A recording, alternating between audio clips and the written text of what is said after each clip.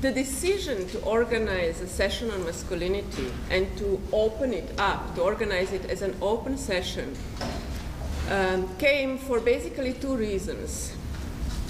Many of us think it's important to address the issues of masculinity, and at the same time, many of us think it's very controversial to do so. So, given these two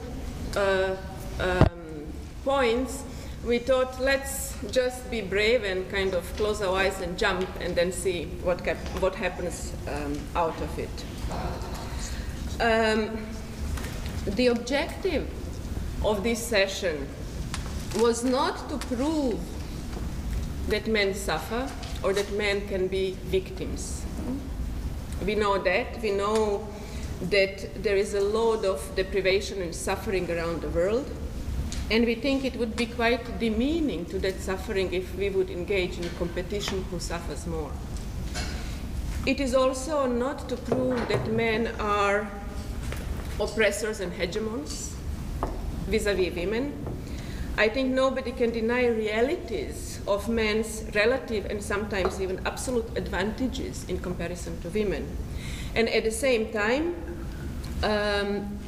as important as these realities might be, and they are, especially for feminist projects around the world, these are not the only realities of women's and men's lives.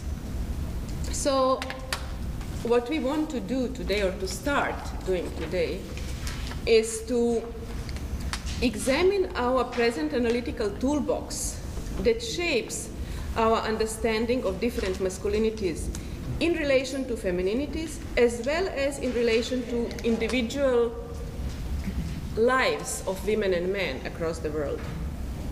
To examine how different relations of power, such as class, ethnicity, citizenship, heteronormativity, impact both the lives of women and men, as well as our conceptualization of these lives.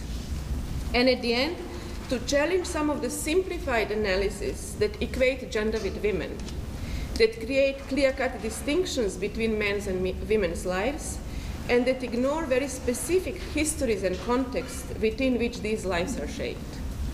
So this is all the more important in the context of conflict and violence.